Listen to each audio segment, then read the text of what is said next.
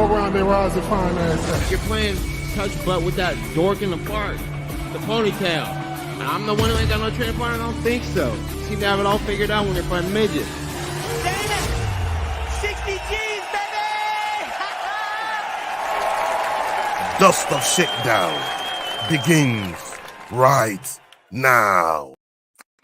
What's happening, Dust Up Shakedown people, them, the Fight Week show people, them, the Rambling Dad podcast people, them, what's going on, people? Hope you guys are doing well. Salute to every single one of you that's joining us right now, whether you're watching on live, whether you're watching on playback. Big up to all of you, man. And yeah, we got some topics to really get through tonight. We've got some topics to talk about tonight, man, and it's just wild what's been going on in the world of MMA since we got served UFC 300, you know what I mean? But my brother joining me today is Jordan McDane, the Rambling That podcast. How you doing, my bro? I'm good, mate. I'm good. Like I said a second ago, feels like a quick fucking minute since we've done something like this. You know what I mean? UFC 300 feels like it was ages ago now, but we've all been busy on the sidelines for the last couple of weeks, and here we are, back at it, mate. 100%. It's been a mad week. But for you, you've been busy. You've been busy, boy. You know what I mean? You attended the Octagon event. I was supposed to be there with you, but some crazy shit happened to me. A lot of people know about it. My engine just went kaput, and that's the loss of 2 cars in the last 3 months. My missus and my car, both. You washed your missus and your car. You know what I mean? Like, it's all, you know what I mean? Yeah, man. Fucking, but like, it's just been a bad few months, man. So I had to pull back on that. But you were there. You represented as usual. You're always doing your thing. And how did you find it, man? And some of the fights, if you could give us synopsis on some of the fights that that you got to witness and stuff. Yeah, mate, epic as always. Yeah, I mean, almost missed the press conference because of a crash on the M6 on the way down. So yeah, I mean, left Scotland, drove down, got my cousin Robbie in Warrington, so it was like 4 hours from here or something.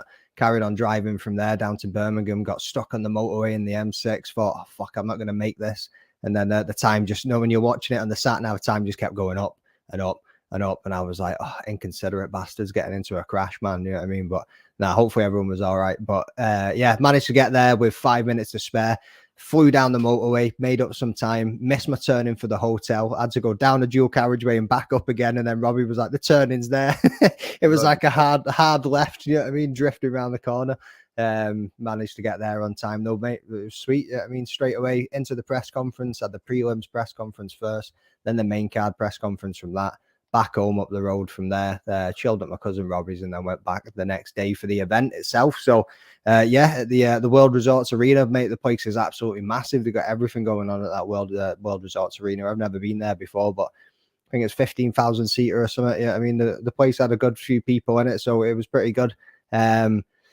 Get there, do all the usual bits, you know what I mean? Check in, get your bands, go backstage, get set up in the press area, get shown out to your seats, and then, yeah, done our thing, walked around, spoke to some fighters. We had Amiri Diedrich kicked the show off with the first knockout of the night, getting a lovely 1-2 finish, man. It was nice to see him get that on his home turf and in front of his family too. I had a little interview with him after it, just spoke to him, meant a lot to the man getting it done in front of his mum, and his own little family were there too, you know what I mean? So and then obviously we had Dennis Frimpong.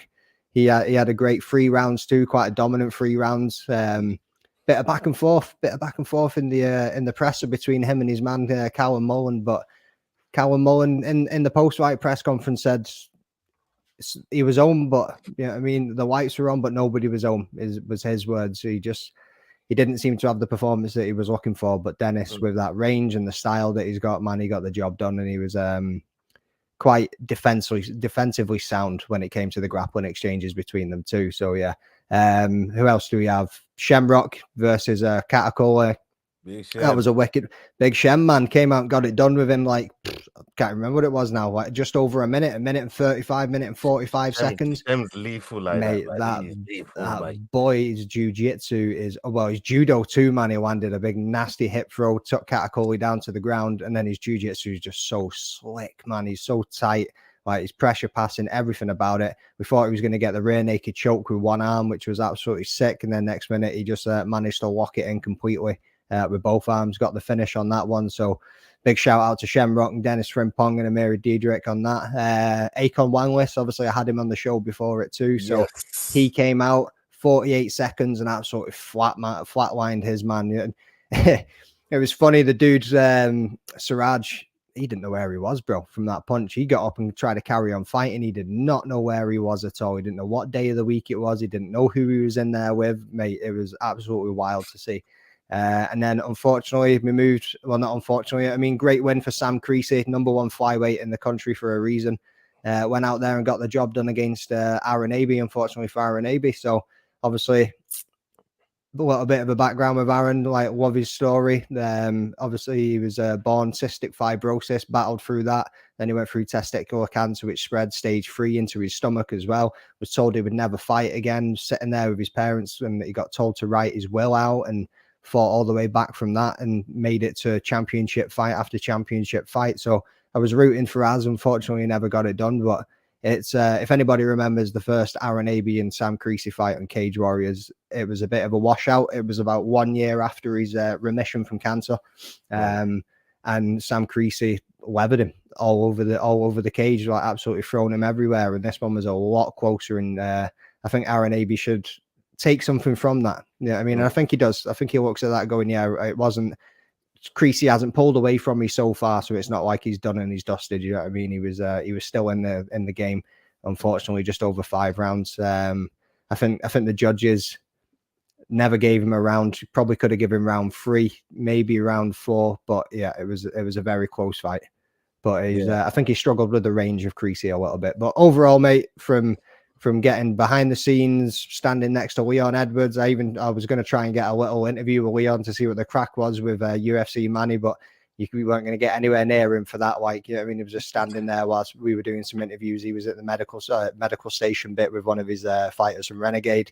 One of his boys turned up, I think, on less than 24 hours notice because somebody pulled out. I think he was driving a bus full of kids and he just left the bus. So he got the call and he left the bus. He was like, someone's going to need to come and get these kids, man. I've got to fight. And he just bounced, you know what I mean? But yeah, big personalities. Andre, crap, I'm going to forget his name. Kalashnikov. I'm going to say Kalashnikov. They call him AK-47. Kalashnik, I think his name was. Dude, what a personality that guy was. Don't get me wrong, came on with some... with some Jimmy Savile looking specs to begin with, but boy, did he pull them off. He had a big mustache and that too, but his personality was great. I think Octagon got a star with him as well. So yeah, he got a lovely left hand finish too, mate. Overall, great night, great interviews, and as always, great promotion. They're doing great things for the UK scene. That is one that I absolutely gutted I missed, man. And just looking at the event looked absolutely lively. But joining us, that's just gonna make this episode a lot more lively, is my brother Yao. How you doing, Yao, man? You good? Kick it in the head. Yeah, I'm good. You know how I'm doing. Always doing amazing. Thank you, Ola. Amazing to be on the Dust Up and Shakedown. As always, happy to be here. McDane, I saw you talking to some amazing fighters this past weekend. Did you talk about the big motherfucker you were standing next to?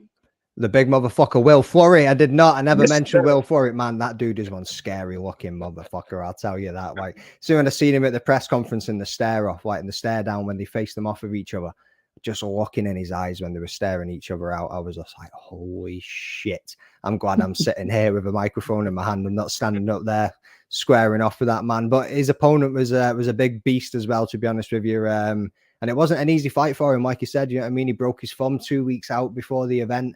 Still fought through it, managed to get that head and arm triangle to finish it. So, yeah, great finish for Will Flurry. But, yeah, scariest looking motherfucker you'll ever meet. Big scar down his face and that too. But honestly, one of the nicest, like, absolutely lovely dude you could stand and talk to. Yeah. And I'm going to give him a shout out on this one because obviously you speak to fighters to say, thanks, cheers, bro. You know what I mean? Fist bump or whatever after you've done the interview. Will Flurry was the only one that stopped and said, what's your name? Told him my name. He said, nice to meet you. Yeah, I mean, he shook my hand and never carried on with that. Like, he actually took that time to just like, what's your name? Yeah, I mean, nobody else did because obviously you're just going through the rigmarole of a scrum of guys from different media outlets all giving you interviews. But yeah, big shout out. Y'all knows exactly what that's like, man. You know, I mean, he knows every man for themselves, bro. Every man for themselves. You just got to get in there, like. Just go get in there, man. And you know what? Big up to the work you done over the weekend. Fantastic work. We're always raving about your work ethic, how much effort you're putting into this, you know, MMA world that you embarked on. And I'm just loving seeing your work, and almost gonna say like I feel like a proud uncle. Gonna say a proud dad. Proud dad, man. You know what I mean? Just watching you doing your thing, man. You know what I mean?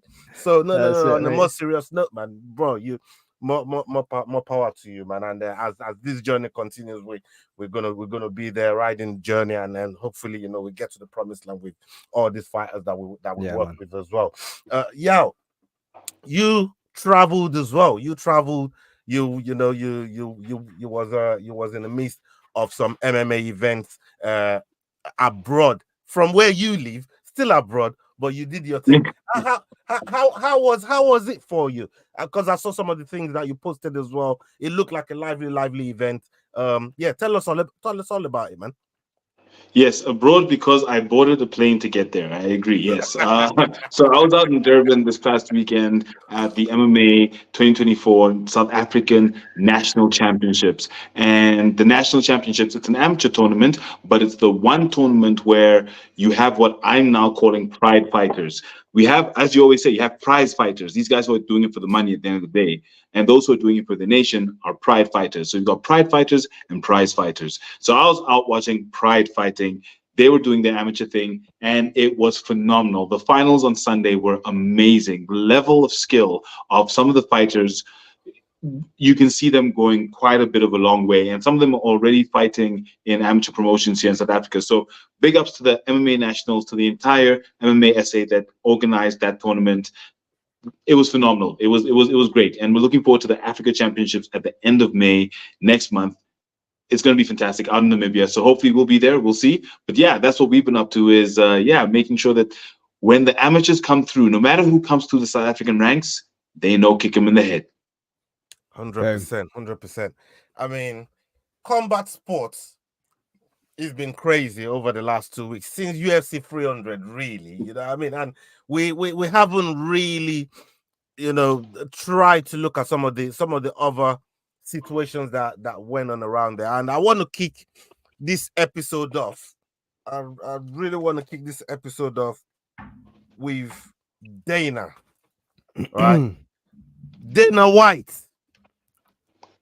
cost out every YouTube, every MMA media, everyone that ever shot on UFC 300. And he came and backed it with facts. And he didn't stop there. He named and shamed too. Dana got petty on this one, right? And I'm going to, after I read out these facts that he used to back it up, I'm going to get your takes on it. We'll start with Yao, but let me just come with Dana's facts first. Largest UFC event attendance in UFC history. 1. Third highest gate in UFC history. Most watched prelims in UFC history, 1.86 million viewers. Nobody really fucks with the prelims, except, you know what I mean? Like, what a difference. Like, obviously, I do the prelim gang where you at post on Twitter, and that shit took off on UFC 300. Like, everybody was there, bro. Like, imagine how it was going up on their socials. It's crazy. Highest per capita merch sales in UFC history, just for this event. 3.2 million viewer increase on UFC social media, like across the platforms. Number 1 trend in China for 3 straight days. Best social media performance in UFC history with 1.1 billion videos during fight week. And guess the last one here. The Holloway knockout of Justin Gaethje, right? Is the most liked, the most watched clip on UFC social media ever. Like, so, let me come to you first. After reading the book, like I said, Dana came with receipts, and he named names, right? Brendan Schaub, Jesse Fire, Ariel Awani, Brian Campbell, Big John McCarthy. Dana came with all the fight. He was dropping, he was naming names, he was naming and shaming. But what do you take from all of this? What's your take on this thing here that Dana's putting out to MMA YouTubers and stuff? We all watched UFC 300. We all saw the BMF knockout. We all saw the Powhatan dominance. When he announced the main event of Pereira versus Hill, we all said initially, because we all wanted Brock Lesnar versus, I don't know, Godzilla, something crazy. And he announced Pereira versus Hill. And we all said, how is this a main card? How is this a fight to make a main card? And from all those stats and all those receipts that he pulled, and from everything that those people said, yes, he is 100% right. He has all the right to stand up and say, here you go. I gave you one of the greatest sporting events of our entire lifetimes, called UFC 300, but you all said was not going to make it. So, I mean, for me, I'm backing him all the way. Yes, he had the right to do it. Yes, he should say more. Yes, he should drop more receipts, because when he drops his receipts about Slap, we all kind of laugh at him when he says it's the highest streamed sport, it's more streamed than NBA, etc. But I believe it. I've streamed Slap because no one's streaming NBA. You're all watching NBA on other channels. But he's right, and he's got some formula that works, and he made UFC 300 amazing, and he must pull out more receipts. I want to hear them all. So yeah, let's get it. Let's go. But then you've got UFC 301 coming, and then you're like, okay, did we blow our load with 300 and what's next? But yes, I love it. I absolutely loved it. Yeah, man. While you sort out your the picture there, because you froze there for a minute, but we could hear you clearly. We could hear you loud and clear, so you have no problem with audio. Just a picture just froze there for a minute. So if you want to sort it out while we talk to Jordan about what Dana's done here and the stunts he pulled off. Jordan, as much as anyone else, the whole time this card was building up, we weren't actually shitting on it. Like we both of us are like, why? What's everyone moaning at? Like this card here is packed from top to bottom. You look at the whole card, where the who's who of the promotion is all on there. If you haven't fought for the title before, you was a contender. If you wasn't a contender, you was a former champion or a current champion. Like the amount of people that the card featured, for people to moan about it the way they did. I mean, but bro, what do you make of Dana putting everybody on blast like that?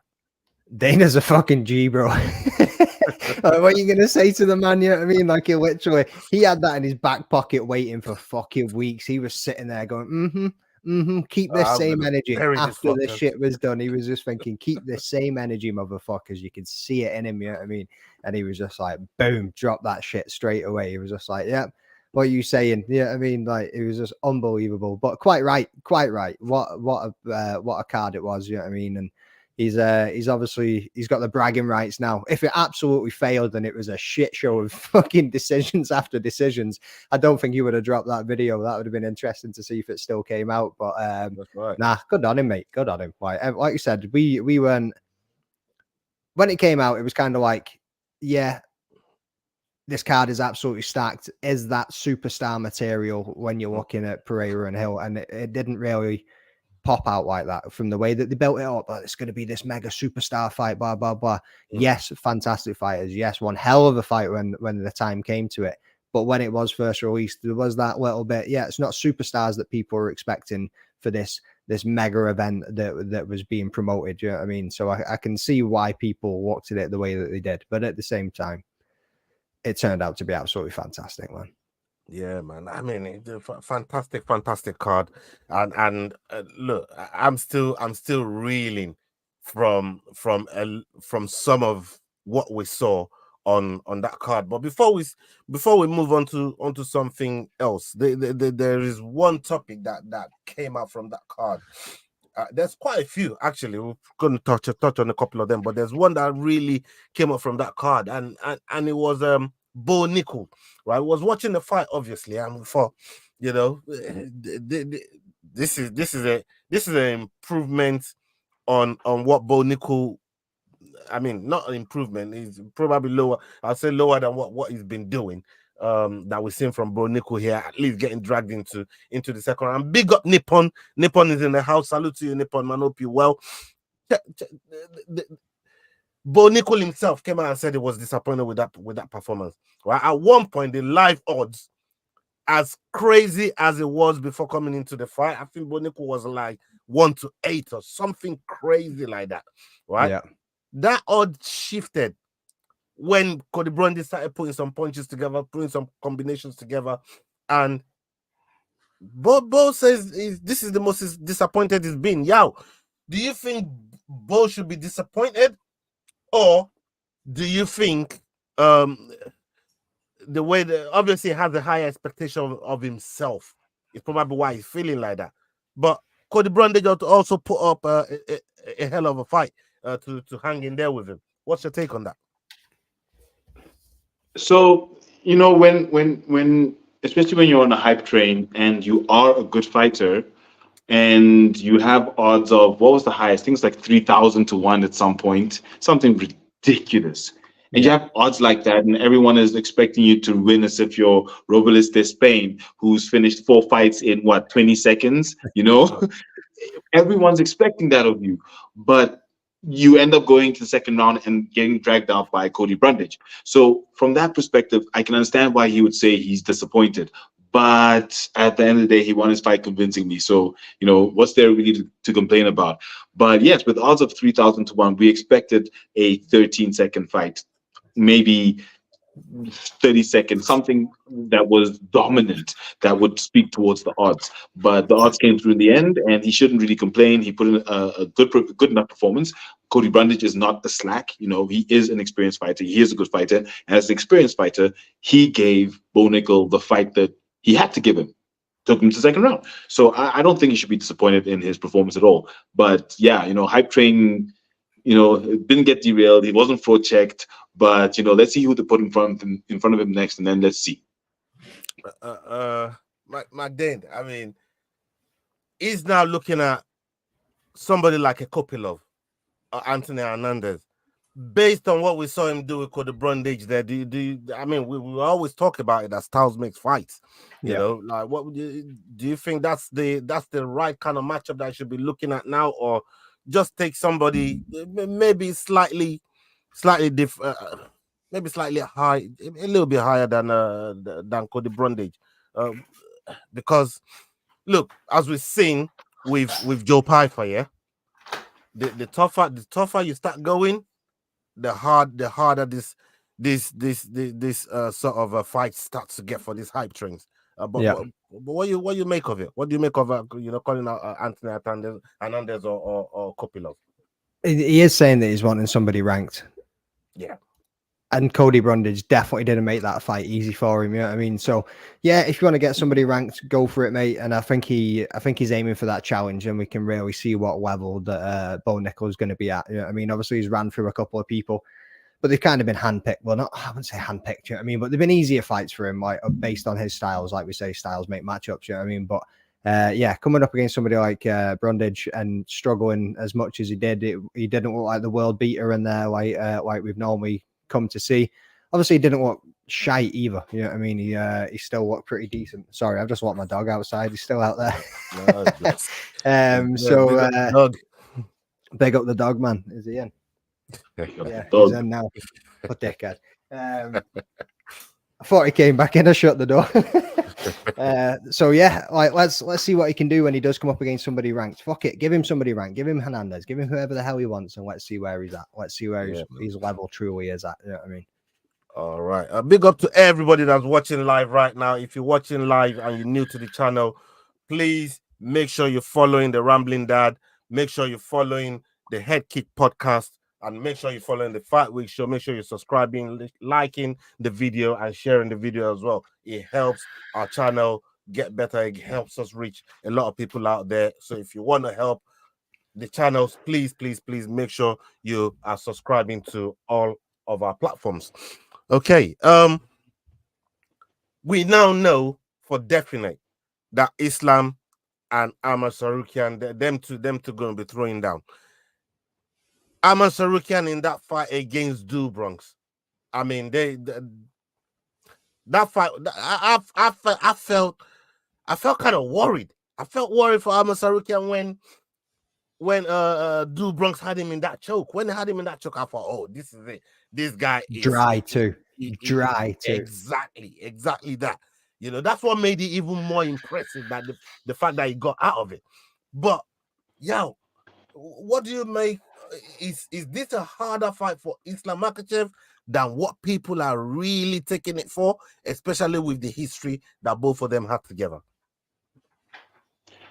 I think with Islam, if you look at Islam's career, right? He's fought a lot. He's fought Arman before, and with the performance that Islam put in against Charles, and the performance that Arman put in against Charles, it's tough to call because Arman had to show. He had to show I'm here to win. He wasn't the champion. When you're the champion, you don't have to do much. You just have to win the fight. But how Makhachev won was so convincing over Charles Oliveira. You know, it's going to be a tough fight. It's a wrestler versus a grappler. Sorry, actually, it's two wrestlers. It's two wrestlers. What am I saying? It's two wrestlers. And seeing them go at it and the sweeps that are going to happen, and then seeing them standing up and banging, I think Islam definitely has a fight in his hands. If you look at the axe kick, you know, that axe kick that came from Arman Tsarukyan, for me, that was my highlight of that UFC 300. He got a clean head kick. He put his, I mean, that thing was that was like Sean Van Damme style shit, wasn't it? Right on the dome. I didn't think that was even possible, and he did it in a fight of those stakes. So if someone can pull out the stops when they need to, the way Arman did, I think he'd be able to give Islam the right sort of fight to actually maybe get the title, simply because he knows what he has to do. And at that level, you're not trying to show that you need a title shot. You're in the title shot. It's time to get the title. So I think it's definitely going to be a very, very tough fight for Islam. I'm not going to say now who's going to take it because I have no idea. But yeah, it's going to be a very good fight, that one, I think. Yeah. This one here that I want to talk about, my Dane. This one was bubbling up nicely, and I tell you why. Ilia Topuria sees Max winning the way he won, and he says, "Oh, I want some of that." I mean, when this brother won the title, he was calling out Conor McGregor, right? Why? I don't know. The man ain't even in the fucking testing pool, let alone, you know what I mean? Let alone in the promotion to get ready for fight. And this man just won the belt, calling him out. I was losing my head. I've said it on a few shows now. Why the hell is he calling out Conor McGregor when you need to be looking at the people in your division? But him saying he wanted Holloway, I thought, yeah, all right. Now you're giving the fans what they want, right? We know that's the right matchup for him, right? But what do you think, again, in terms of styles and matchups? How do you think Holloway fares against somebody like Ilia's skill set? And do you think we'll get this type of Justin fight that we just saw from UFC 300? 100%, mate. The blessed is best, and I can't believe I didn't back my man. You know what I mean? I thought Justin Gaethje was going to be too much for him. Yeah, I know. I did. right. Yeah, I did. Yeah, I got That's one right. point for that shit. I know. I should have backed him, mate. I was on the edge that entire time for picking that fight. I was like, I should have backed my man. Yeah, I mean, but blessed is best, baby. Like, I don't want to say it's a direct quote from Arnold Allen. It was something that we discussed. And he never named Ilia completely himself, but he was like, "You're a plastic champ if you haven't fought Max Holloway, and you are." I'm going to say it as well. Like, you're a plastic champ of the featherweight division if you have not had to go through Max Holloway to get there. Everybody that's faced Max has fallen at the last hurdle. Yeah, I mean, that man is the gatekeeper of that division. Even Volkanovski came out and said, "Stop beating up my prospects, for fuck's sake." Yeah, I mean, and I think that's why they kind of let him skip, because they had to let that division roll somehow. Yeah, I mean, but nah, like Max Holloway, BMF. Yeah, I mean, baddest man on the fucking planet right now. He can call out anybody he wants to. Obviously, we're talking about Ilia calling out McGregor, who at the time wasn't in the testing pool, which was a bit of a wild one, but he made a big name for himself. He went over to Spain. He was going to in Bernabeu Stadium. He was getting all the props in the world from absolutely everybody. He made headlines across Europe to a more mainstream audience than what some I think MMA he even got fighters Spanish would. citizenship, didn't he? From He the got Prime Spanish Minister. citizenship, like for winning that fight, which is absolutely insane too. Yeah, I mean, so Yeah. and big shout out to him, man. I think he's just got married as well, and I think they've not long had a kid and stuff too. So I mean, big shout out to Ilia Topuria. Congrats on the wedding and all the best for the family and everything. But Max is going to dethrone that man, as far as I'm concerned. It's going to be one hell of a fight.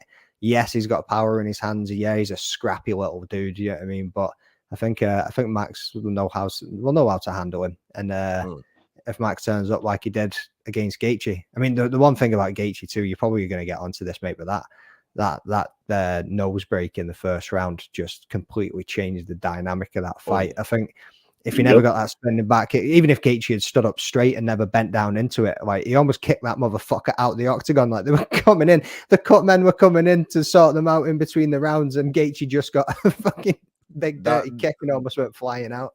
During the live, I was going to say during the live watch. Yeah, go on. Oh, during the live watch, that was the one thing that fascinated me, was how many of those spinning back kicks Max was getting in that fight. Yes, Ola.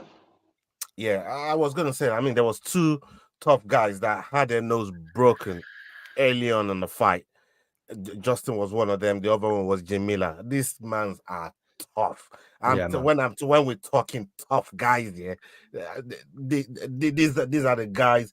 They're the epitome of what you call tough guys. Nose broken early on in the round, and they lasted the entire thing till they were out. That's what I've said to people as well, Mike. Nobody's giving Gaethje. Well, there are probably some people are, but nobody's giving Gaethje the props that he deserves too, man. You just went 4 more rounds after getting your nose broken at the end of the first one, fighting one of the best volume strikers in the UFC. You know what I mean? Just your face getting peppered when you've got a broken nose is absolutely insane. Oh, big live update, man. God damn, we're in the tight race. What's dropped? Liverpool is losing 2-0 to Everton, man, in the Merseyside derby. God damn it. Yo. I thought you were about to hit me with a fight for fucking UFC Manchester there, because that obviously got dropped this morning. No, this is a big one, man. After the beatdown that we put on Chelsea yesterday, Liverpool is now gonna losing to fucking Everton, man, in the Merseyside derby, man. Man United, how many minutes? They were losing, now they're back up 3-2, man. Man United, they're back on top, man, like Mustafi. Jesus Christ. Anyways, hey, big up everybody that's watching right now. Big up Alf in the house. This is a good news you brought us, man. You brought us a good, nice little update there. Respect for that. Okay, back to what we were talking about. Max Holloway. Right. So, something then went on, right? Ilia, I know McDane was just bigging up Ilia with, all the accomplishments and everything, and rightfully so, right? But Ilia then puts a stipulation on the call-out. He puts a stipulation on that call-out and says, if you're not putting down the BMF, there's no title shot. And Max comes back and says, bro, that ain't a very BMF-y thing to say, bro. Like, those words that are coming out of your mouth ain't BMF-y, bro. BMF is supposed to be able to fight anybody, anywhere, anytime, any weight class. That's how we go down. But now that sounds more like bitch-made fighter, doesn't it? You know what I mean? Fucking... Now you want to start putting stipulations on the team. What are you saying, yeah? What's your take on all of that, my brother? Look, Ilia has proven to be a vicious fighter, a very skilled fighter, and he defeated the GOAT, one of the GOATs, Alexander the Great Volkanovski. So, we see him in high regard. But I think Arnold Allen said it. You have to go through Max Holloway, otherwise you're sort of like a paper champion at this point, especially if Max is there, ready, waiting, coming off a win as he's just come off. You just have to give him the fight. It's literally that simple. There's no question. Otherwise, You're a Khabib. I'm sorry, with all due respect to him, he's undefeated, but you're a paper champion. You haven't really fought any names. The only time Khabib was really in headlines was against Conor McGregor. So if Ilia doesn't fight Max, he will then be seen in a similar light, although he got his title against one of the greatest fighters ever. So I think he needs to put his pride away and give Max the fight rather than saying, give me your belt and then you can get mine. Because then, like, what's the point? Like, that's not BMF, and the BMF is a specific type of belt. Ilia even asking for it, like Jordan just said, makes him not even worthy of fighting for the BMF title, because that's not what it's about. So he just needs to leave that alone and give Max his fight. Yeah, I'm with that as well. Magdane, you got something on that? On the bitch made side of it? Yeah. Yeah, man. Like, shut up, bro. Like, you're fighting for the featherweight strap. If you want that BMF, yeah, I mean, you need to go up the weight class, and I think he's all for going up a weight class too. So if he wants it, then go up. Like, if that's what he wants. I mean, it's got to be at lightweight. You can't be taking that belt all the way down to featherweight and trying to put it on the line there. Not a fucking chance. I mean, put on a few pounds, mate. Come up to lightweight and let's see what you can do from there. But yeah. Anyone can get it. Max Blessed Holloway is going to be keeping that belt for a little while, I think. And again, like, before all of this shit kicked off, I was never a fan of the BMF belt. I enjoyed it when it first came out. I was like, yeah, that's a fucking bad motherfucking fight. I mean, awesome. Then after that, I was like, kill it. That's what I kept saying. I was like, nah, one and done. Let's not run this around. Max just changed my perspective on that belt completely with that fight.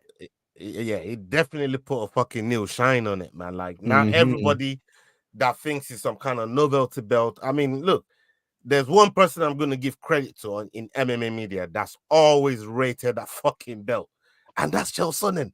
He's always rated that belt. I used to think to myself, like, what do you see in this belt that you rate it so much? And it's like, it don't matter.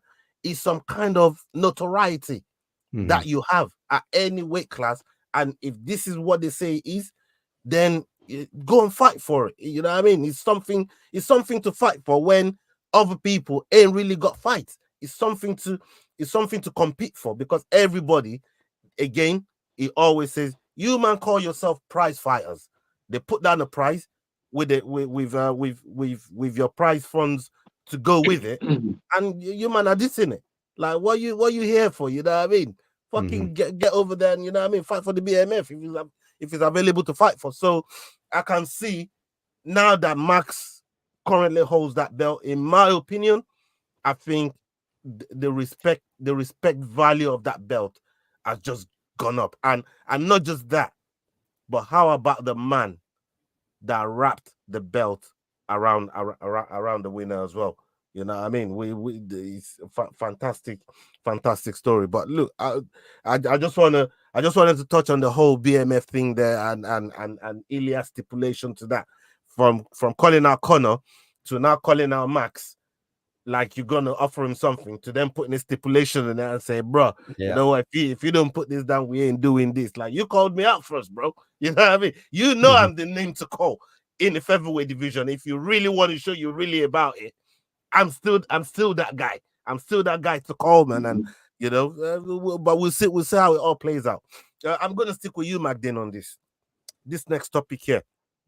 RCDC, and DC was having this conversation with. I'm so fucking glad you brought this up. I know where you're going, brother. Rock and roll. I was thinking about this a second ago myself, and I was going to go. Have you man seen this? Go on. So I see him talking about this with Ben Askren, and this is about Conor McGregor and the Chandler fight. Now he's saying, do you think Chandler has overplayed and overvalued this fight? Because in the time he sat there waiting for Conor, he's getting older. One, two, you're missing paydays, at least 2 or 3 of them. And by the time you combine all those 2 or 3 paydays that you've missed out on because you're waiting on Conor, you're going to get that big payday with Conor, but those 3 fights that you already missed out on, you're now breaking even. When he now broke it down like that, in my head, I'm thinking to myself, you know what? DC has a little point here, because really and truly, it's, again, like I said, what Sonnen is always saying, why are you turning that fight? Get in there, get paid, and move on to the next one. as soon as you're available to fight again, because that's what you guys are here for. So when you're thinking about what DC is saying there, as Chandler overvalued, what Conor, they just waiting for this Conor fight and not really taking other fighters on.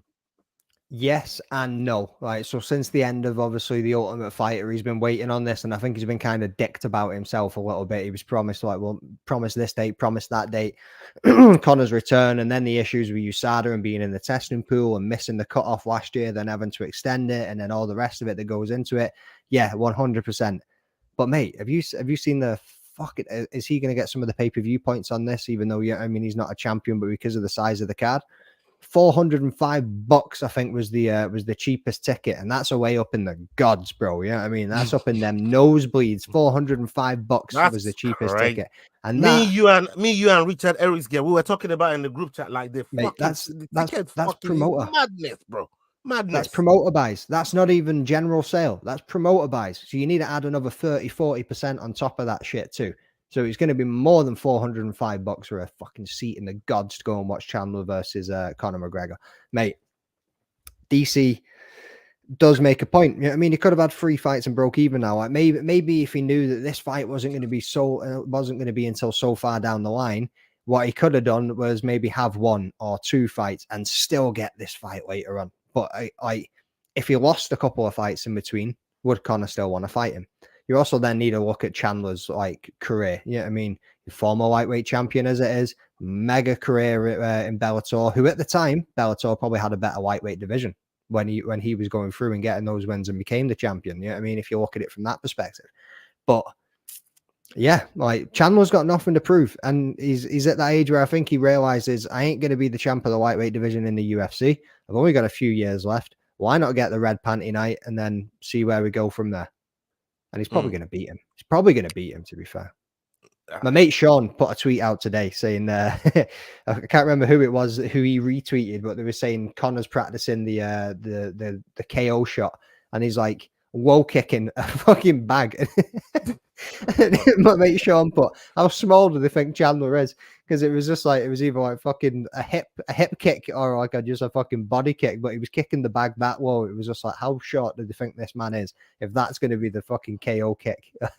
I don't know if he pulls him off like that, man. If he pulls that off like that, but yeah, staying on this topic here, especially with McDane talking about pay-per-view points here, because again, DC was alluding to the fact that look, if you're not the A side, really, you shouldn't be getting no pay-per-view points, right? Because Conor is going to be the one that's going to be driving all the sales, and if he's driving all the sales, why should the other guy that ain't really got the star quality that Conor has for getting all those pay-per-view points, why should he get some of the pay-per-view? And that's how he was looking at it. And we could look at some of these other fighters as well, that's been involved with big pay-per-view events, and they get some of the other pay-per-view counts. Like the Kobe and Usman fight, yeah, right? Usman really, yes, he's the champion. But let's be honest, he's my countryman, and I can say Kobe was the A side there. He's the one selling the fight. He's the one doing all the talking. He's the one doing, and Usman has come out and said it afterwards. I say, yeah, I realized what I got here in the, fighting with somebody like Kobe. Yeah, he talked all that insult and everything else, but he knows the value of Kobe, and he said the same thing about Masvidal as well. So it's good to always recognize when you're not the A side, but does that mean you should be robbed of pay-per-view points? No. But unfortunately, it's a business, it's commercial, it's contracts.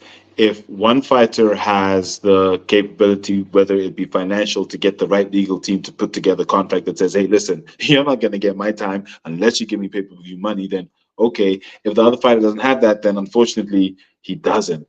So that's the thing. It boils down to that sort of level and pedigree of fighter, where if you're that level of fighter that can actually get that in, then it is what it is, because then you can command it. Like you said, whether or not you're the champion, Kobe, not necessarily just about doing the talking and the fighting, but he was the A side. He was the one who had the upper hand to go to the UFC and say, hey guys, listen, I want these pay-per-view points. So that's what it is. If Usman had that caliber in terms of getting access to pay-per-view points, whether it be in knowing how to sell, getting someone else to help him sell. I mean, if Pereira had also pay-per-view points, I'm sure he would have gotten it, because Poatan has been doing hard work in terms of making sure that his content is out there.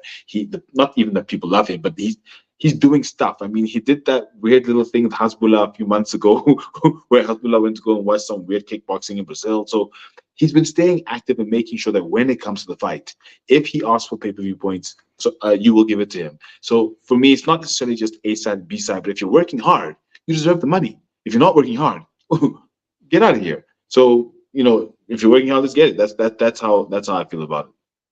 On just on this one before you walk away from it too. Yes, working hard, promoting, social, all of it. Let's not forget who made this fight happen. It wasn't Conor McGregor. Oh. You don't remember Mike Chandler's fight speech? Conor McGregor. Yeah, I mean, like, he went out there and WWE'd the life out of that shit. He did. He did. You're right. This fight happened. So yes, Conor has the star power. Conor has the more like the bigger following. Conor has the mainstream fans in his back pocket. What some people would like to call more casual fans in his back pocket, other than hardcore fans. You know what I mean? I don't think there's many hardcore fans out there that actually like Conor anymore.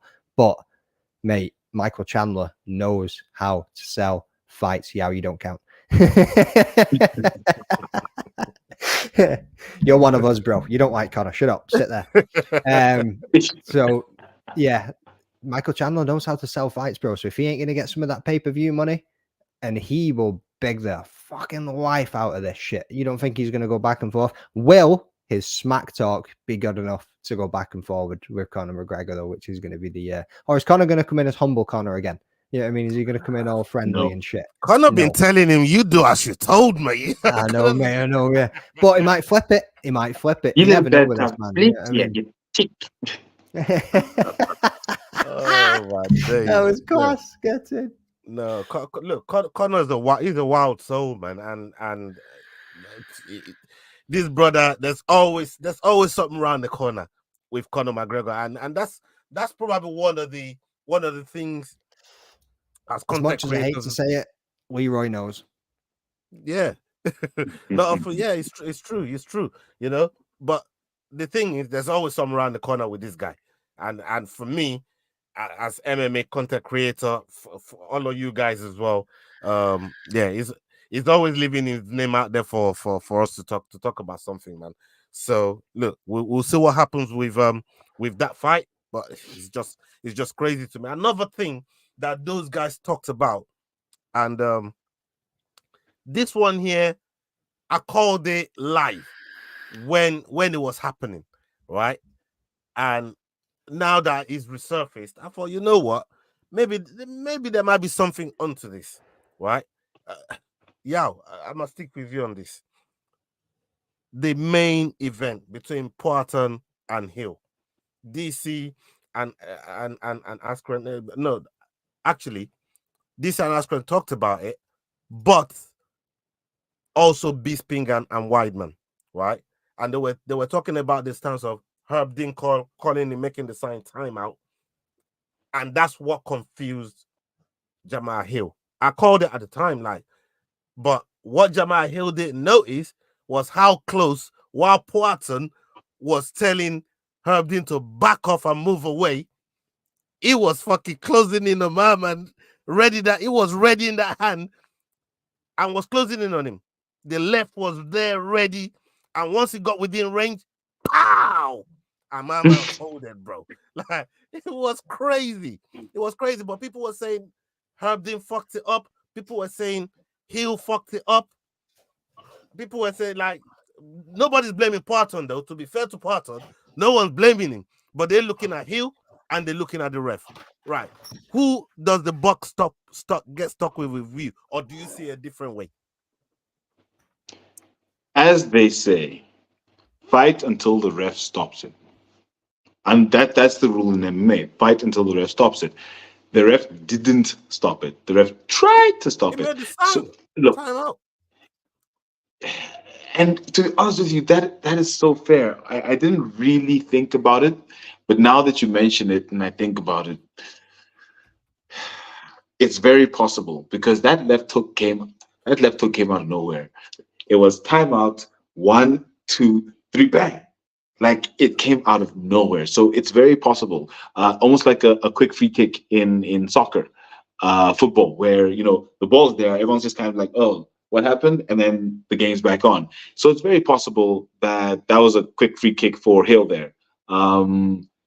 But at the end of the day, you keep going until the ref actually. The ref, oh, it's tough. That's a tough one. I didn't think about it. Is it over? Yes, it's over, man. Boy, I'm happy in the motherfucker, bro. Yeah, man, I'm happy. Right, let's go. Especially Let's after get back on 5-0. So yeah, so look, I hadn't thought about it, but it does feel like it's raw from Hill. And at the end of the day, if you're the ref and you've called the timeout, The fighter can't tell you that keep going. You take control and say, wait, hang on, are you okay? Send the fighters each side, and that's why they send the fighters to their respective sides of the octagon, Reset. and then say, okay, is everyone ready? Let's go. Or they reset them. So I didn't think about it until now, but I think it might be quite right that might have distracted Hill because it's, oh, ref, is it a timeout? Boom, before you figure out whether it's a timeout or not, it's over. The fight's over. However, Jamal did not complain about that. So, He has been. oh, He then has I been. accept. Oh, then I accept. I think I accept. I still see Pereira as a valid champion. It's exactly like a free kick in football. Oh, sorry, a corner kick. And lots of football references because of our 5-0 Arsenal. Let's get it. Let's go. And Liverpool losing 2-0. But when the players just put the ball just off the white line at the corner Right. flag. Yeah. It's almost like that, and then there's the goal scored. So it's those fine margins where one fighter uses the advantage, and there's nothing that the other fighter can do because unfortunately they missed it. So it is what it is. Hey, McDane, I can see you itching to fucking have a go at this fucking topic, man. I can see you I'm itching fucking away, chomping man. at the bit over there, man. I'm Fucking like, hell. Get to it, brother. Talk to me, man. How you seeing it? Cal Pilkington, bullshit. Yeah, I mean, that's all I'm coming out with. Right, boys. Right. Yes. You get kicked in the nuts. We split them apart. We say no. But the man that got kicked in the nuts said, nah, boy, I'm good. Yeah, I mean, let me cook. Yeah, I mean, he said, let me cook. Yes. I think it was DC and Sonnen. I'm not sure if I heard Bisping talk about it. I know I've heard Sonnen and I've heard Bisping talk about it. I think I heard Usman and what's the little dude Triple called? C. Triple C. Yeah. I've heard them talk about it too. Mate, nah. Like, Hill threw a punch, for fuck's sake. Like, yeah, he walked away. And then when he said, nah, it's cool, he walked back. He's ready. He fucking threw the first punch and then bam. I mean, he threw the left hand and then he threw the right hand and then the left uppercut came in. Uppercut, hook, like whatever the fuck it was. I mean, that dropped him. It was like two knuckle. There was no wind up to it. There was no telegraph, no nothing. Yeah, just bop. Like, crazy, good bro. night. Eyes rolling to the back of your head. So yeah, my point of view is, no, they shouldn't have been separated. The man that got kicked in the nuts says, nah, I'm sound. Like, if the man that never got kicked in the nuts said, nah, and then he got knocked out, I'd be like, whoa, hang on, wait a minute. That's a slight advantage to Hill there. You know what I mean? He got kicked in the nuts. He thought you were going to stop it. And then he stepped forward and chinned him. Like, yeah, fair enough. That would be a shout. But for the man that got kicked in the nuts to say, nah, bro, let's keep going. And like you said, 1 step, 2 step, 3 step. But yeah, that was so clever, bro. That moment there, that motherfucker stood in his foot. Moment there, so fucking clever to have the presence of mind while he was backing up the ref. And he never took his eyes. He never took his eyes off him. He just went, hold up. Yeah, I mean, like, and he was fucking laser focused. He saw that speck on the chin and he was like, I'm getting that bit right there. That bit he forgot to shave. I'm just hitting that bit right there. You know what I mean? Like, I've been looking at that since that fucking bell went, but nah. I'm on the side of it was fair game for me, brother. Like, I mean, the standing on his foot, I think it was unintentional, but you could maybe talk about that more than you could talk about the ref Herb It's a Dean fight. calling a timeout. And yeah, exactly. Yeah, I mean, like, yeah, Herb Dean called a timeout. The man that got kicked said, "Nah, I'm good." They both looked back at each other. They were both ready for it. Hill threw a punch first. He got caught first. Simple as that. Tis what it is. Yeah. And in defense of Poaton as well, Big John McCarthy. Everybody knows who he is. Is one of the people that set the rules for MMA fighting. So like this man knows the rules, and he's come out and he's defended Herb Dean on this one and said Herb Dean put the sign up to call timeout, and on top of that, the person that they're calling the timeout for, who's been fouled, has every right, as we've seen in so many fights, they give up to 5 minutes. It's up to them to call when that 5 minutes is over. And at that point, when Herb Dean is calling timeout, Poaton is calling an end to that timeout, which means the fight's on. If the fighter that got fouled calls an end to the timeout, fight's on. And as they called it in that moment, it means the fight's valid. These are the rules. Big John McCarthy was explaining that. So, from when he said, like, let's not even look at Herb Dean here, even though he called timeout, but the person that got fouled, if he's ending whatever the time is, up to 5 minutes, then the fight restarts. And Jamal Hill is the one that the buck stops with here because he didn't have the presence of mind, even though he was the one that fouled the opponent in that situation there. So it's been a mad one. It's been a mad one on that one. On that one right there. The other thing that I really wanted to talk about, right, is Ryan Garcia. I didn't watch along for this boxing fight. At so many dust-up shakedowns we've done, Jordan and Yao can attest to it. We keep talking about Ryan Garcia and the crazy shit that he's talking about, whether this guy was going to get locked up in the psych ward, whether he's going to... And throughout the watch-along, I was watching him, and he rocked Haney in the first few exchanges.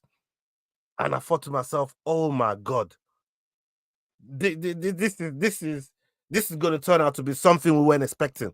But I picked Garcia to win because obviously I've been thinking, this brother, is he giving everybody a fugazi, or what was going on with him really going on? He's since come out since the win, and we'll talk about the fight in itself, and said, hey, listen, I was fucking with everyone. I was just fucking with you, man. I was having fun with it. And but he missed weight, and that's cost him being the champion right now. He missed weight, and we have zero tolerance for fighters that missed weight, right? But in the interest of the actual topic that we're talking about, in terms of Ryan Garcia fugazing everyone, what's your take on that and the way he beat Haney? Yeah. We talked, like you said, we talked about it many times. And up until the moment that he missed weight, for me, it just didn't make sense that he could go that crazy. It just didn't make any sense. I thought that he was definitely pulling out legs and he was fucking around, because some of the things he was saying was just, it was too consistently crazy. Crazy people can't be that consistent. They're crazy. That's the nature of being crazy. You are erratic. So the fact that it was so consistent, for me, it was like, there isn't anything there. But then then there was that altercation that they had like a few days before the fight. But then when he missed weight, I was like, but he's missed weight. So maybe it's all true. Although he only missed it by 3 pounds, which is not that much. If you think about it, it's what, a kg and a bit. It's not like he was a fat, overweight slob. He literally just missed weight. But I didn't know that at the time. So when I heard he missed weight, I was like, oh, I think he's going to die. I called Haney in the third round, which means that Garcia was going to be nowhere simply because of that. But yeah, he did an amazing job of fooling all of us and making us think that Ryan Garcia has lost all of his boxing skill. Ryan Garcia has not even been training. He's about to come into this fight and get killed by Devin Haney. And he did the exact opposite. He floated like a butterfly and stung like a bee, quite frankly. If you think about how he fought and what we were expecting and what he ended up doing to Haney. So big ups to him, well done. And I'm looking forward to what character comes out next before his next fight. And did you see the altercation between his dad and Eddie Hearn? So Yeah, like there's always a little bit of craziness around Brian Garcia. But look, I'm glad that he's shown that he is still a boxer. He is a phenomenal boxer, Canelo prodigy. So it's good to see that he is still in it. And this was all just a show to get the numbers, to get us who are talking about MMA to talk about him for 3 months. That is good marketing. So big ups. No, yeah, that's fair play to him. And like you said, he's got us, MMA followers all talking about him, and the people that obviously he was interacting with online. It was just immense. But now this is led to a bit of a back and forth between him and Sean O'Malley. Jordan, Sean O'Malley said the UFC is absolutely up for him fighting in the boxing ring, as long as it makes them money, as long as it makes them enough money. It's all about. They're happy to do that, right? But he thinks in a fight like that, there has to be 2 A sides for it to be worth the UFC, like Conor and the Floyd. The A side, the A side has to come on both sides, and he feels it's not really there yet as an A side, especially in status of with boxers. Like Garcia's pay just got released the other day. He got 50 million for that fight, bro. 50 mil. Like Never mind what he won betting on himself too. Exactly. O'Malley ain't never seen that kind of money professionally as a fighter. So like the levels has to be there, and he's thinking he needs to win at least 2 more title defenses to really get him to that A side, and maybe he's going to entertain fighting Ryan Garcia in the boxing ring. What do you make of all of that? I thought it was nice to see Sugar Sean be that self-aware, to be honest with you. I mean, he could have ran with that. Yeah, I had like top 3 biggest gates, all the rest of it in the UFC, and he could have absolutely blown it up that he's already a star. But he goes, no, 1 or 2 more fights. Let me get to that level. Let me build up my profile a little bit more, and let's set the stage for that mega fight. He's going to get done. Just like any other MMA fighter that goes into boxing, he's going to get fucking dusted. That's how it always goes. This is the dust up, shake down, and Sugar Sean will get dusted up and shook the fuck down by Ryan Garcia. Mega shout out to Ryan Garcia too. Got me 2.8 million fucking likes and a lot of hate on Twitter. Yeah, from one tweet that I put out, man. The boxing world did not like my funny little take. I mean, by I was saying, how is this fight still going down? I mean, it was like, man's missed weight. He's failed a drug test. He's drinking beer. And what else was it? I put he lost his mind. I was like, how the fuck is this fight still going on? No, there was a lot of people that didn't like it, and there was a lot of people that thought it was funny too. But hey, that guy who came out and said he was making babies during camp, like, I'm thinking to myself, like, bro, you're saying all the fucking crazy shit. You're saying all the fucked up things. It was just wild. It's wild. And he was saying he was drinking and smoking the entire time. Yeah, I mean, but yeah, back to that Sugar Sean Garcia fight. I'd watch it. Yeah, I mean, fuck yeah, I'd watch it. But I don't think Sugar Sean's gonna win it. No, it's probably a bad play, for O'Malley. But in all of that as well, Garcia did say, I was asking for this fight to be in MMA, and all of a sudden, he wants to come to the boxing world. So we welcome him. When he was calling out O'Malley, he said he was calling him out in the MMA fight. But O'Malley wants to bring it to boxing, so he said, yeah, you know what, let's do it. Maybe they'll do 1-on-1. Who knows? We always think that, and then they never do. And I've said it before, and I'll say it again. One boxer's going to take a leg kick to those skinny little legs that the guys carry, I mean, and fucking game over. Shit's going to sink in. They're going to go, oh. them legs are going to seize like my fucking car engine. That's what that feels like. Shit. Their legs are going to seize up, man. No doubt. Right. Let's finish on this one. I'm going to stick with you, Jordan, and then we'll ask Yao his take on this. But this is the last topic I want to talk about. And this one's mad because I saw Chelson talking about this, right? And this take is pretty wild to me. But is there merit to it? That's the thing. You never know with Chell. You never know with Chell Sonnen with this sort of crazy shit. So he said, watching all the kind of interviews, all the interviews, the stories that are circulating around Duplessis and Izzy, it turns out like it was DDP that turned down the fight because they offered them to headline the UFC 300, right? Izzy accepted, DDP said no, right? And he said, but then DDP turned up in his dashiki and turned up at the event that he turned out to be the headline of. He said, if you're turning down the event to headline the event, if you're injured, why the fuck are you at an event like this? You should be at home nursing your wound and watching from the TV. Like, do you subscribe to that? Because I don't. Nah. But like I said, we tell you just never know. Maybe some people will buy into that. What's your take on all of that shit? Mate, you got to stay relevant, you know what I mean? As if you're not going to be at the fucking biggest fight card of the year, you know what I mean? Even if you are just cage side and people are going to see your reaction, it's going to just build your profile that little bit more. Even the Max Holloway fucking KO finish, when it went, yeah, exactly, when it went to the crowd and you seen DDP and you seen Sugar Sean, you seen everybody's reaction. Mate, who was there? Nah, Chael Sonnen's chatting out of his ass as usual sometimes, you know what I mean? But he's he can do what he wants. Nah, I don't think it's or be at home, nurse your wounds. That's just a little bit silly, in it. You know what I mean? Oh, you're off work. You're not allowed to leave your house. Shut up. You know, we're talking about you know, we're talking about the 185 champion here as well. I mean, this ain't no 9 to 5, son. You know what I mean? Hey, yo, yeah, we've heard DDP say, I didn't come into this sport to be reasonable, to be a nice guy. I'm here because I'm a knucklehead.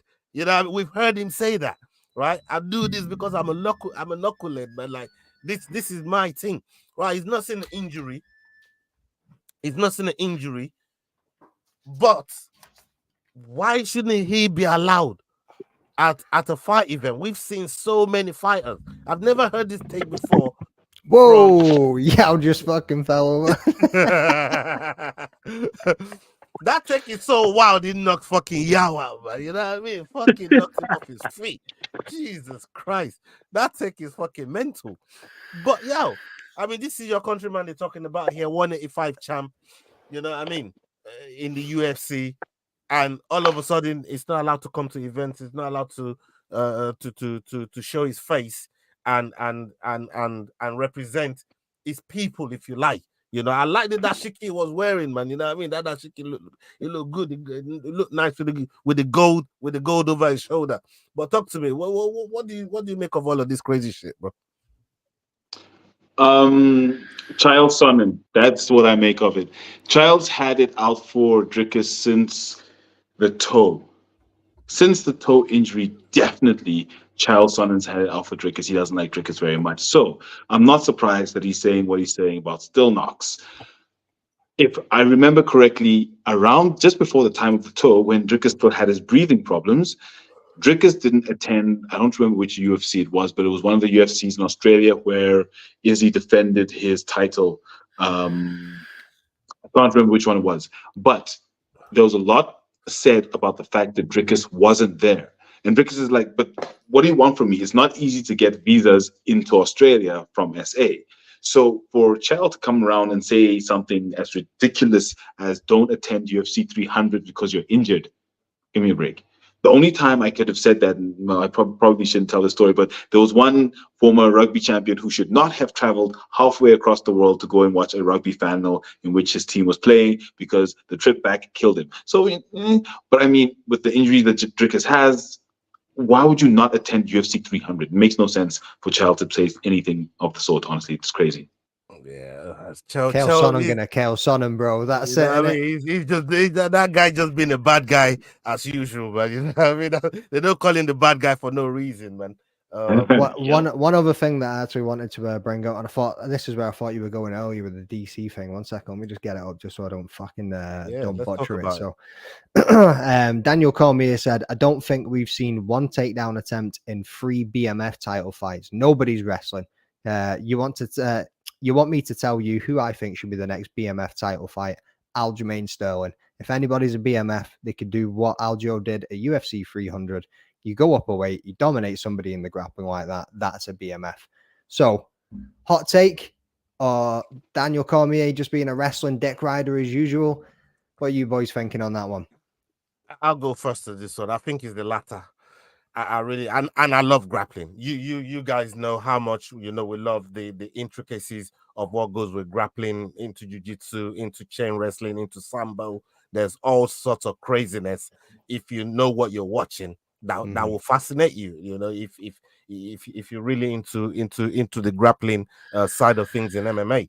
But to say a BMF, should only go and do what Aljo did there. I don't subscribe to that. I love the stand and bang. I love the advantages that a grappler has over a striker.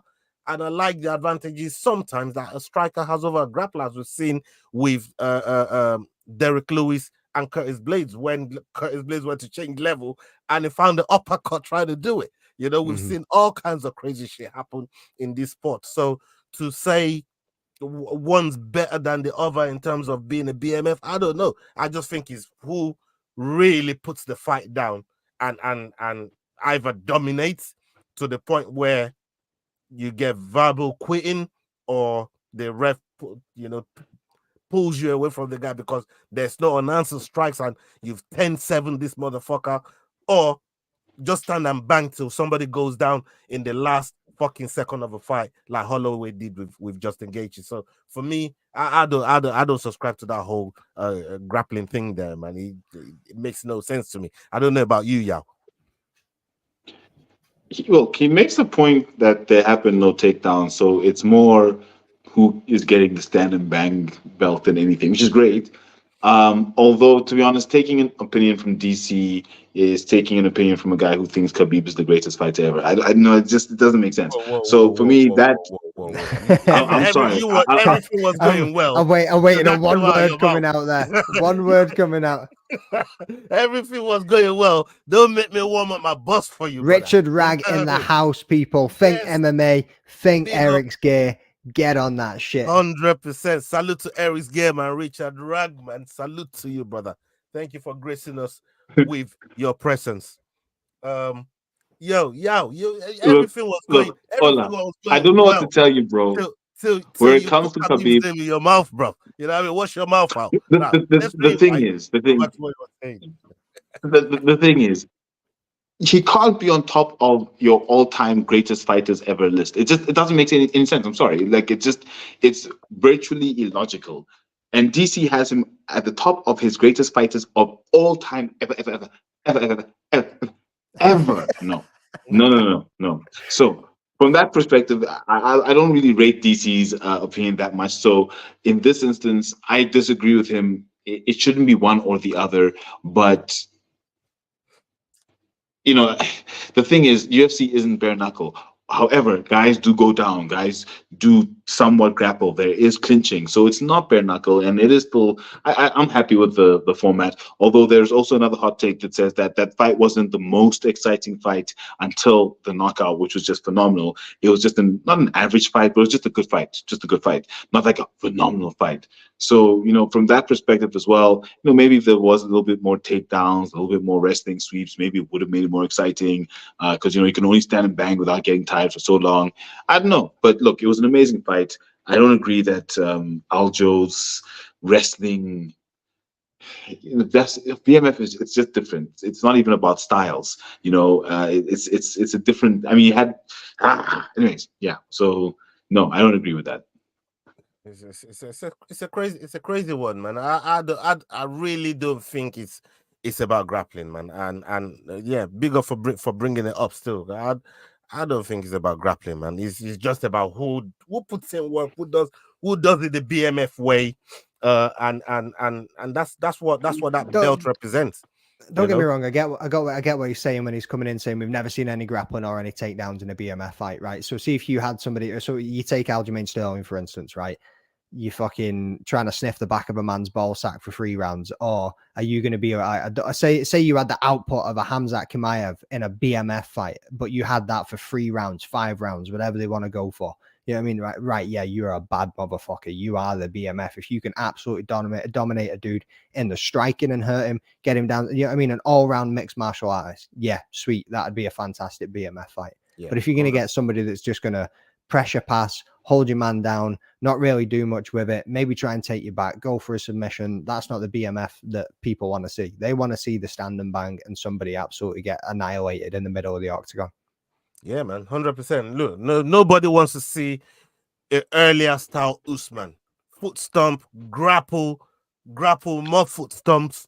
You know what I mean? Cage control. You always go back to those foot stomps, right? Bro. You know what I mean? And more foot stomps, right? Acting like this man's at a gig. He's like, right, look.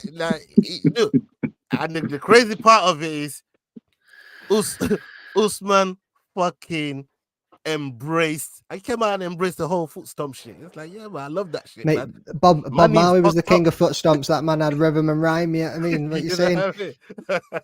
Like, boy, my knees are jacked up, man. Like, fucking hell, yeah, man. Foot stomps gonna help. Then, boy, we do it. But look, for me, yeah, I'm not with the whole grappling thing, man. Forget that. You know, that's not what the BMF is for, man. It's supposed to put in the work on the actual belt. Do you have something, Yao? Do you have something you want to bring to the table? Okay. In the interest of time, big up to everybody that's been watching us. I think you might have done. Yeah. Brave 82 happening May the 11th. We are doing media for that as well. It's out of Mauritius. Brave is one of the only other international MMA organizations other than the UFC. You know, it comes from there. I think Ilia also comes from there. A few UFC fighters and champions have come from there. So yeah, we're doing Brave 82. Really looking forward to it. We've got Nkosi in the Belal. Oh, the future. Yeah. We've got Nick the Saint when they're fighting on that card. It's a phenomenal card. So yeah, really looking forward to that one. Tando Biko also on that event there as well. Tando Biko's also on that one. And Brad Katona that won the Ultimate Fighter champion from Brave FC as well. So yeah, man. We're gonna be doing something with them as well. We're gonna be doing something with them. They want us to cover the promotion, so we are going to be doing some work on that. So big up so we'll be working together.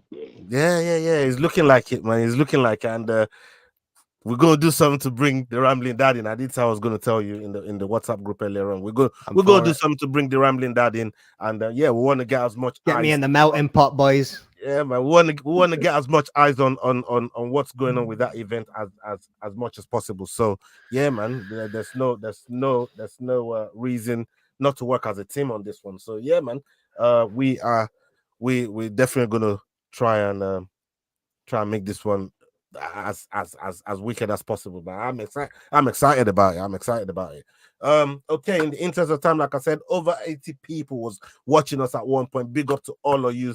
80 people watching across all platforms. You guys are the best. We do this because of you. Make sure you're subscribing to the Fight Week Show. Make sure you're subscribing to the Rambling Dad, and make sure you're subscribing to the Head Kick podcast. Kick them in the head. Make sure you're following them on all socials, and we got plenty of content coming your way. Plenty more content. Just keep your eyes peeled. Make sure you put the notifications on, and people, up until the next video, man. Hasta la vista. We're out. Salute. Peace. Love. Kick him in the head. Axe kick. Kick him in the head. That was the axe kick. Hey guys, this is John Anik from the UFC. You're watching the Fight Week Show. Please subscribe. Not now, but right now. Subscribe to the Fight Week Show. We'll see you guys on the road soon.